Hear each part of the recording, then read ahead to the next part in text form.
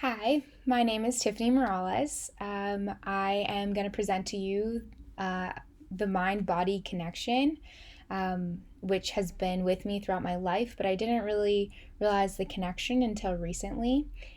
First, I just want to thank you all for listening and thank you to the Life Mastery Institute for holding this summit on mental health. It's very important. If you guys like this presentation or need references, please email me. It's below. Okay, a little bit about me.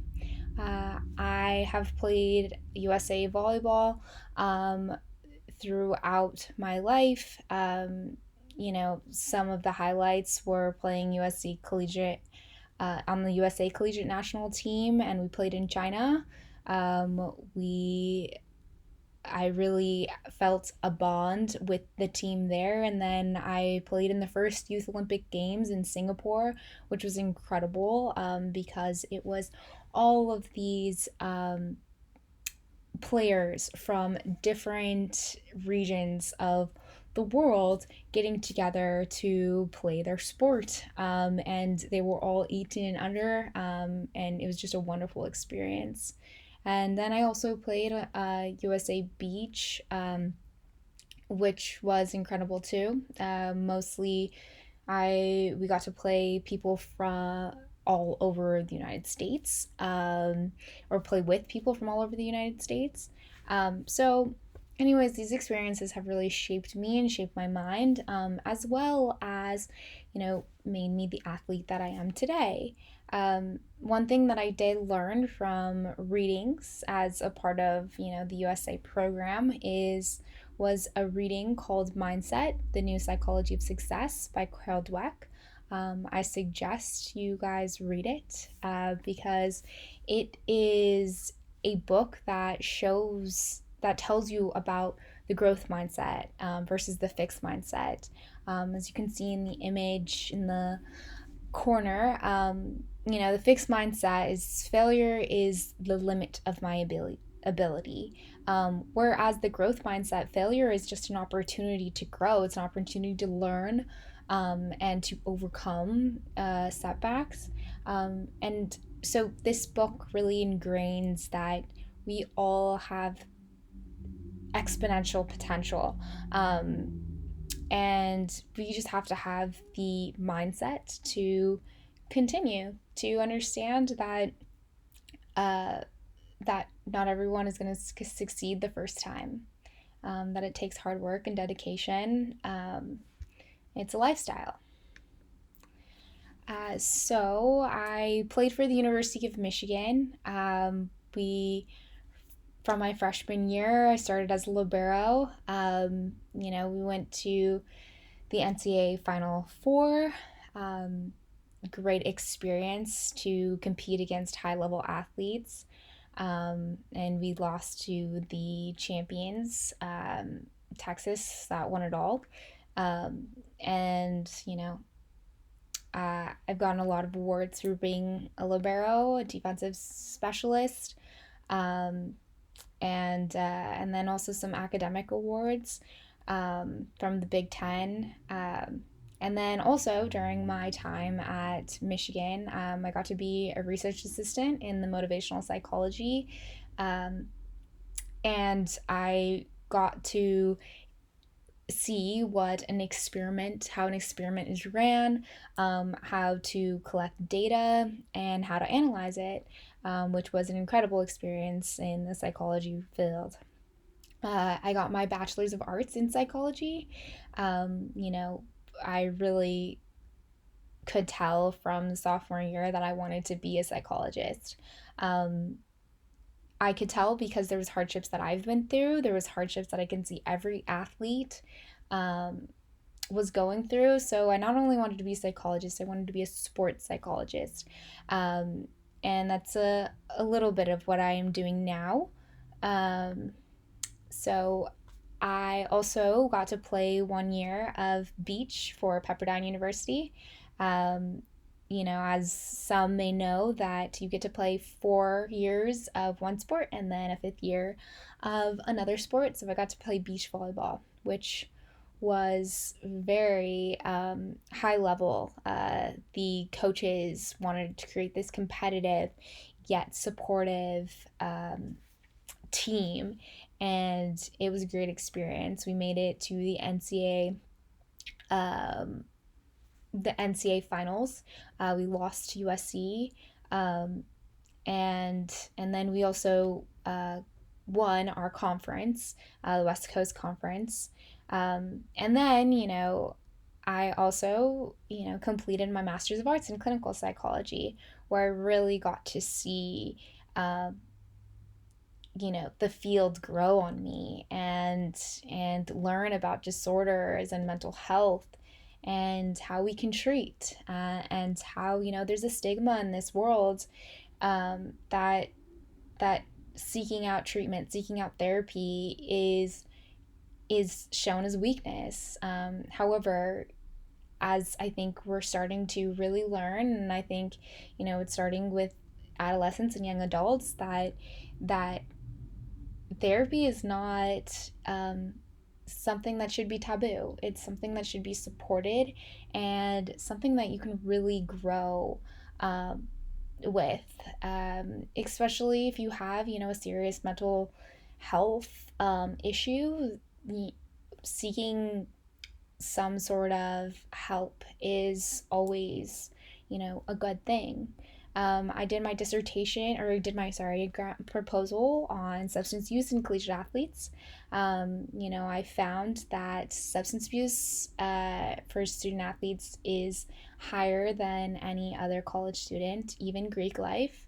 Um, and this could be because of, highs and lows every day, from wins to losses to hard competition to um, just wanting to let loose the tension. Um, and I think it was interesting work. I might want to do more in that field. Um, but I will see. And then I got to work at the Camden Center. It's a women's treatment center. And that taught me a lot. That taught me the profiles of what disorders look like in individuals. How women, need to be supported, by each other, and with care. Um, we got to learn a lot of DBT strategies. Um, if you look more into DBT, it's like a lot about the dear man, and being there to support, and also just about, your holding on to your reaction until you've thought it out and you've breathed through it, um, and then kind of creating a different outcome than maybe what naturally you were used to. So that women's treatment center really taught me a lot, and it taught me some appreciation for the work that psychologists and people in the mental health field do. So currently, I am happy to say that I am a doctorate student for psychology at Alliant International University. So I'm still a student. It's my first year. Um, I've done quite a bit of research on certain topics, and I continue to look forward to finding my niche. And I think it'll be in sports psychology, but we shall continue to see.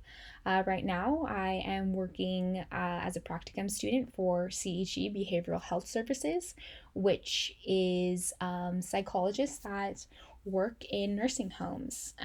It's a great opportunity to work with individuals 65 and up, and even just individuals that have gotten injured, seriously injured or homeless, that need somewhere to stay and need support. You can really see that just sitting with an individual and giving someone attention, for them to express themselves has helped overall well-being in the CHE population. Uh, and then, I also am a head coach at Bishop Montgomery High School. Of course, I need to keep volleyball in my life. I love it, and it's a passion of mine. And, it continues to grow as I uh, teach athletes, and, I get to empower them and, get to see the respect that they all have within them towards each other and towards me. And each one of them has a voice in my gym. And so I really aspire to be a great coach and to listen to what my players need. And also I do some part-time mental strength coaching at Prime Athletes. um, that is great to work one-on-one with athletes, to see where they're struggling. Mostly it is about anxiety of playing. Sometimes it's about not being bored in practice because there's no competition. So to be able to teach them some skills that they can utilize, so that they can succeed. It has been great to see the outcomes and to see and appreciate how these girls respond to, to techniques in psychology. Okay, so now my topic, the mind-body connection. We can see these we can obviously see this in athletes. They want to achieve their peak performance, and as you get higher and higher through the athletic realm, you will notice that almost 75% of the game is now mental. It's about concentration, consistency, and powering through anxiety and stress, to succeed, to be a winner. Um, and that obviously is connected to how hard you can work in the gym, and be focused there too. And then for youth, it influences positive mood, to have be active in the world, uh, playing games, doing things, but then also being able to be mindful, influences this positive mood. And then for individuals 65 and plus, it improves quality of life. um, I see that at CHE, that it is about staying active as much as possible, about staying connected and working your mind and taking your daily routines into every day, not just once in a while. um, it's a surprise to see that when something is off balance in your body, it can lead to throwing off something in your head. And then, in contrast, when something is off balance in your mental state, it leads to physical deterrence. Um, so, understanding that mind body relationship will help everyone to improve their overall well being and, life satisfaction. Um, I gave my players an assignment to ask them, what is your why? Why are you here? So if you can ask yourself, like, why am I participating, or not participating in certain activities? And this will, help you be more mindful. I do know that in psychology, it is almost taboo to ask why, because it gets people in a defensive mode. However, if you use this to ask yourself this existential question, It can help you gather reasons and understanding for your behaviors and your daily routine. So, I will show you kind of about the mind body connection, and give you some tangible advice through a few studies. Um, this first study is about positive emotions and health. So, you know, it is it is talking about the somatic symptoms that we can all experience, when we start thinking about mental health, or not thinking about it, but just have, sometimes depression, first sign of depression is from headaches and things like that, and then sometimes anxiety is like stomach aches and um, chest pain, and first you go see a doctor, and the doctor finds there's nothing wrong, and then you keep going further, and finally you seek out a therapist, and they will help you through it, because a lot of people feel somatic symptoms before they can understand that they're depressed, anxious, or other things. Okay, but this study really talks about how if we create positive emotions, how we can help our health. So it's called Positive Emotions and Health Going Beyond the Negative. So the sample was 1,041 patients that had been mailed questionnaires with emotional scales by Ellsworth and Smith, and the State Trait Personality Inventory. Um, so the diseases that they were really looked at were hypertension, diabetes, and respiratory uh, infraction.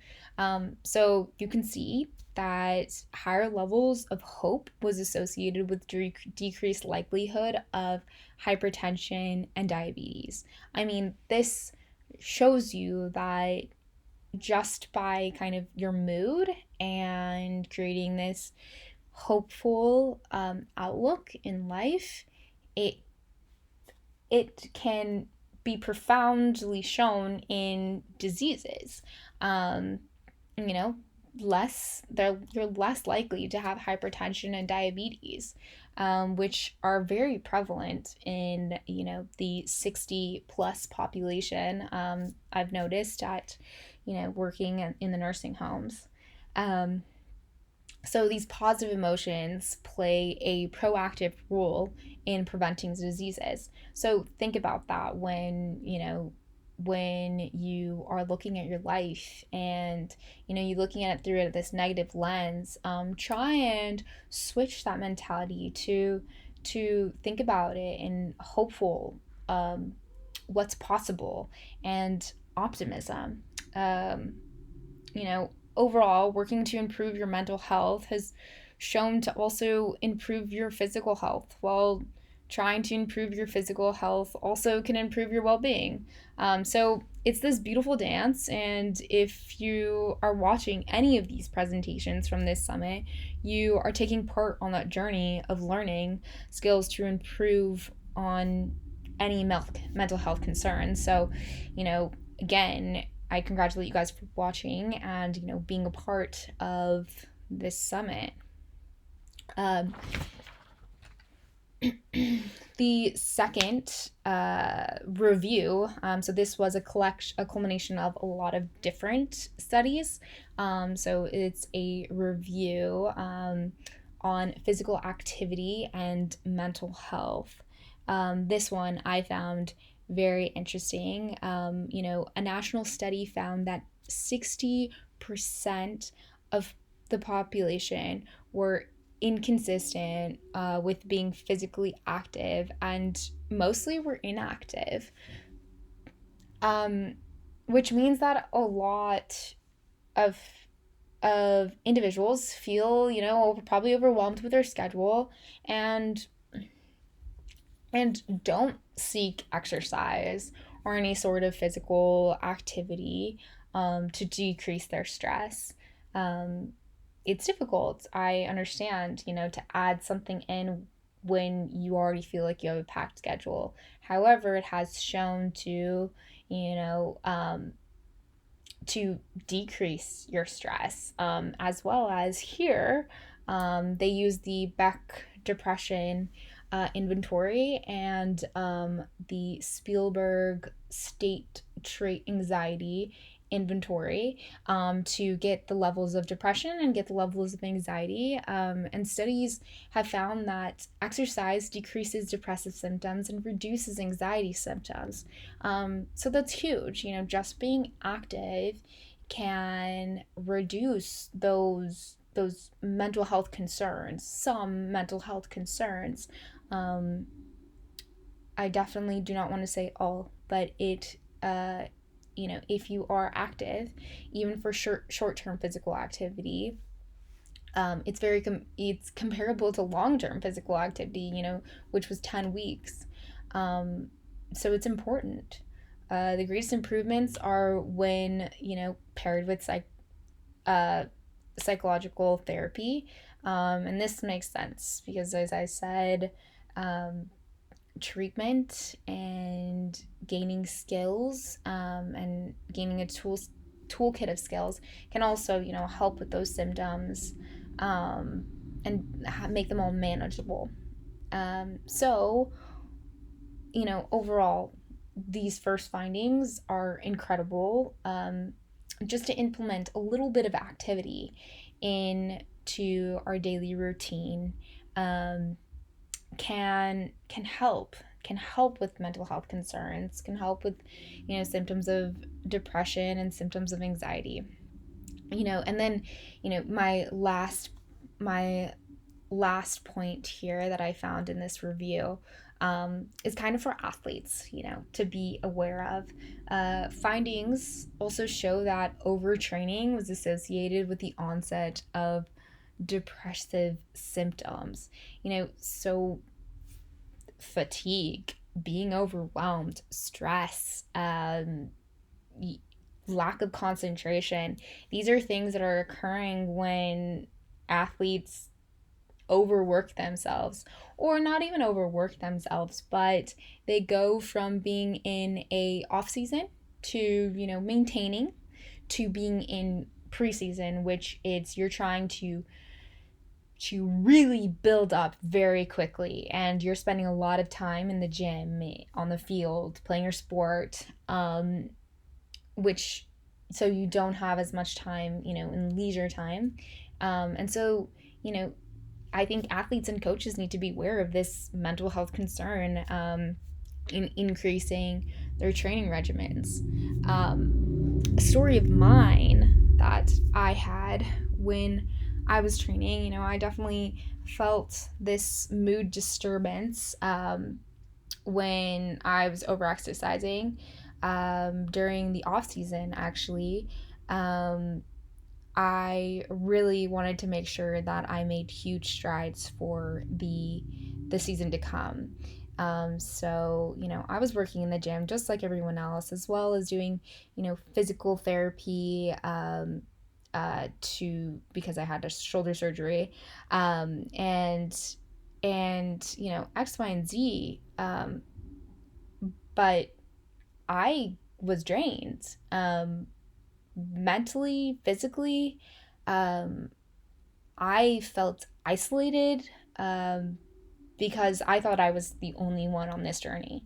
Um, I thought I was alone, but then I found, there was an athlete group that met up once a week, and we talked about our concerns, and we talked about, um, having that stress of not being good enough, of always wanting to strive for more but not knowing if it would ever come.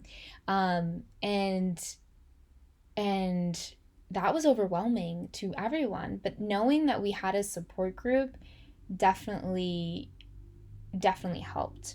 um, So that is just to put out the point of, you know, making sure that it's balanced training, making sure that it's balanced activity. If you have no activity, if you don't really exert yourself right now, or I mean, exert yourself in a physical way, then try and just implement 10 minutes. 10 minutes here, 10 minutes there, and make it a part of your daily routine so you don't have to really think about it. It's just something you do. And then if you are overtraining, you're overworking, be cognizant that that could, be influencing some symptoms that could cause mental health concerns. Um, so these are two very interesting studies, and let's get into how to improve physical well-being. I think I've already kind of noted that it could be a part of your daily routine. Um, uh, Exercises, anything is possible.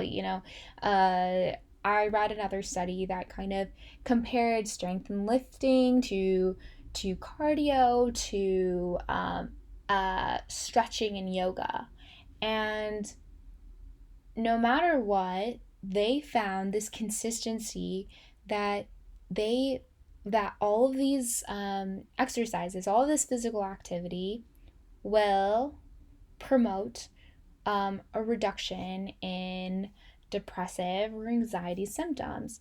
Um, so I think that is very important to note, that if we kind of incorporate any type of activity, stretching, yoga, um, uh, walking, biking, um, seated movements. Right now, I have a broken foot and I can't really do much. But I am trying to do stuff with my upper body, getting my arms moving, getting my other leg moving, um, and staying that active so that I feel like my energy um, my energy level can withstand it.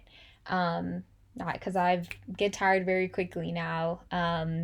It's not my usual active lifestyle, but at least I'm trying to continue to be um, focused on doing at least 10 minutes a day of arms, of core, so that men- my mind will will will not just shut down on me. Yeah. And then obviously maintaining a balanced diet. I think balance is key. Uh, we we often go to extremes very easily, but balance is great. Balance in your exercise, balance in your diet, nutrition, and obviously balance in your social life, balance in your work. I think, yeah, that word balance is very important to try and implement in your life. Okay, so, and then how to improve your mental well being. So, we talked a little bit about this. Be mindful of your daily routine. In some of the studies, they compared exercising, depressed symptoms and exercising with depressed symptoms and meditation and relaxation. The studies, found that it's very comparable. So to take time to be mindful, um, meditation can be difficult. I do understand that, meaning being able to sit down for a few minutes in the quiet. So being mindful is a little bit of an easier way to do so.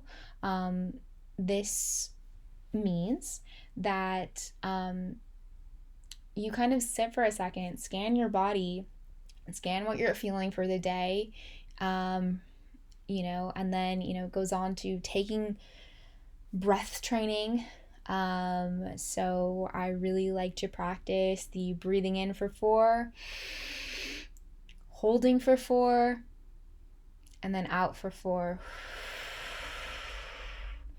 So just 4, 4, 4. It really helps you to if you're feeling kind of anxious, it helps relieve that. And then if you continue to do it, it helps you be mindful of your breath coming in, your breath coming out.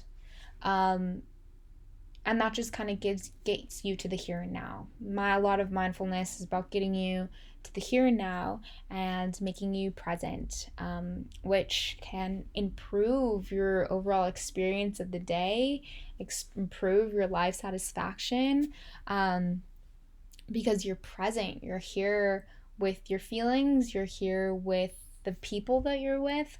Um, so if you can try and practice that, or take 1 or 2 of these points, um, and implement it, or just try it out for a day, then you can see how it could benefit you. Some might not, but some will.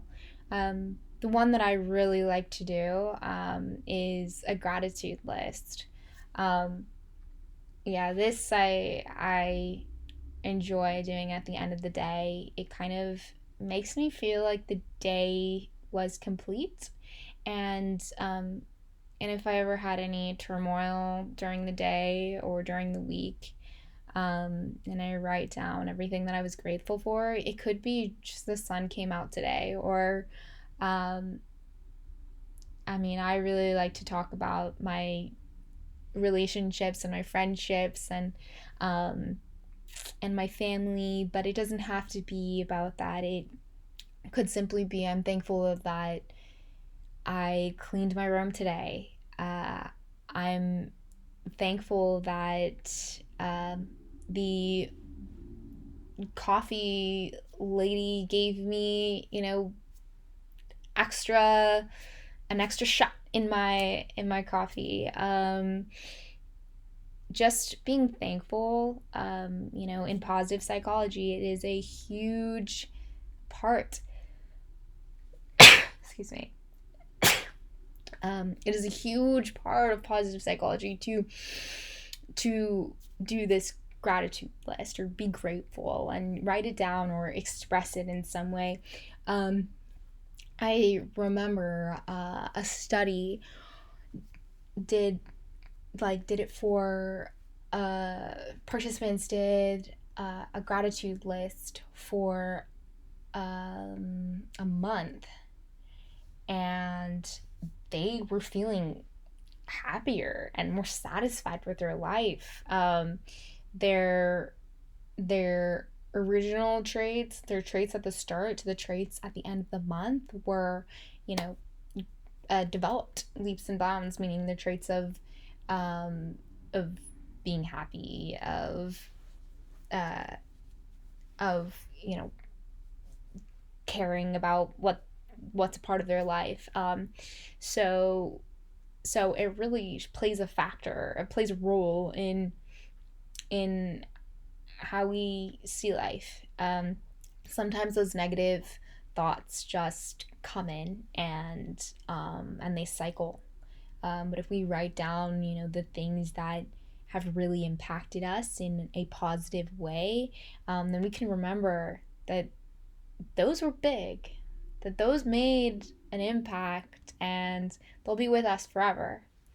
And then lastly, positive affirmations. I I think I should practice this more, but I feel like um, I feel like I do it enough. And this is also, a positive psychology term. Looking at yourself and telling yourself, like, how hard you work, how much of an impact you are into certain people's lives, how you really look great in that shirt, how uh, you really like your hair today, um, how you're going to continue to try something new. You're going to continue to try and be active. So this can help your mental well-being.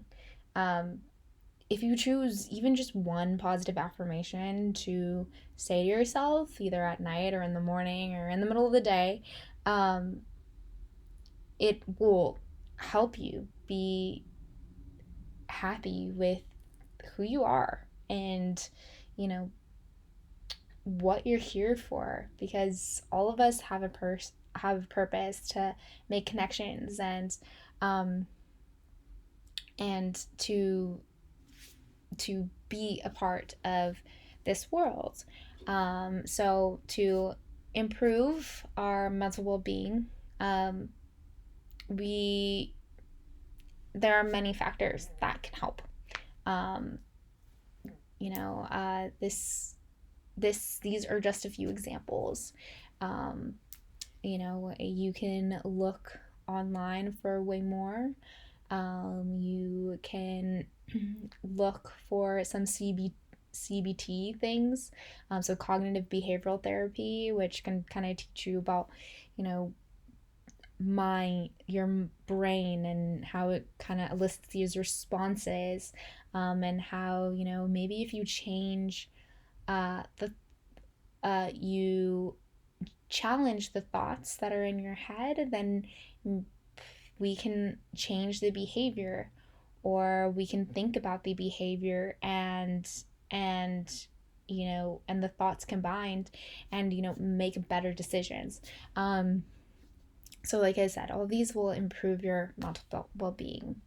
um, the mind is very powerful. We have the opportunity to use it to our advantage by practicing hopefulness when there are setbacks, um, and and so much more. You can see that in this image on the left, that exercise, nutrition, positivity, rest, purpose, health, um, these all play a key role into helping us be mindful, and support a positive well-being.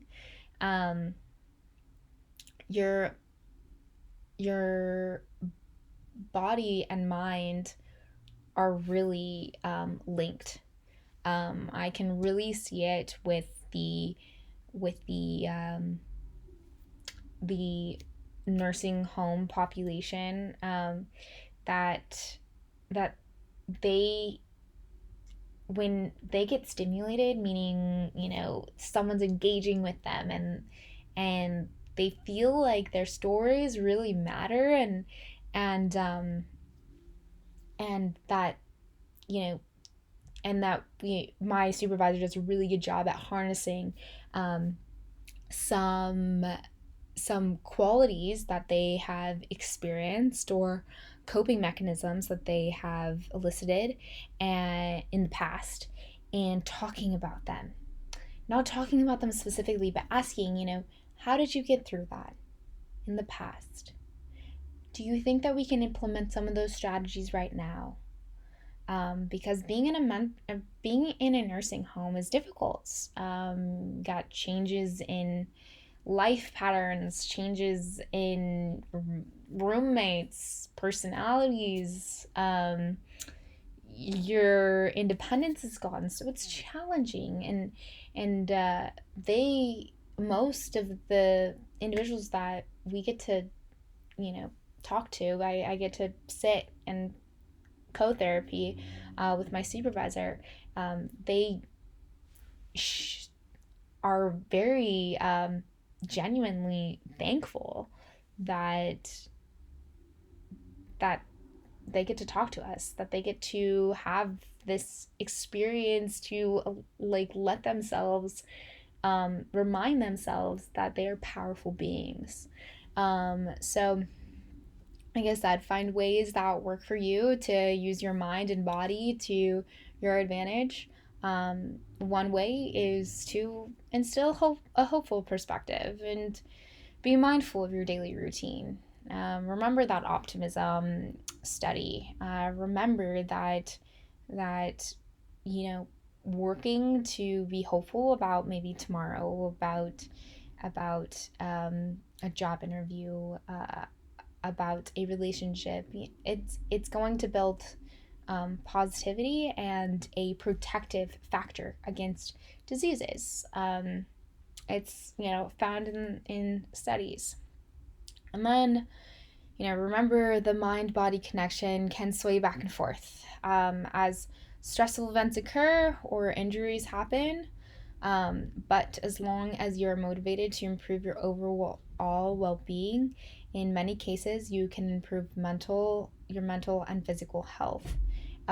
So I, express all of these great things that we can all implement into our daily routine. But I think I just wanted to make sure that we remember that stressful things are going to happen. Uh, Issues, life concerns, they're going to pop up, they're going to arise, um, and that stress is going to come and go in waves, and continuing to practice or continuing to be aware of the mind body connection will help you, will put you in a better place to try and get past certain events. um, just like I told you, right now I am injured, and my body is not working as much as it used to, but I do get to work on the mental side of who I am, which also helps when I, get invited to do a presentation like this. And, being in school has really been a benefit for me throughout this time. Um, so I just want to say once more, thank you all for listening. Please remember that that your mind is just as important as your body. So so uh, work into your daily routine some exercises for your brain, for your body. It will really help you with overall life satisfaction, I believe. And you can read the studies. Please email me if you have any questions. And also, email me if you want to, kind of see these studies for yourself, and see where I gained, this information. Like I said, I am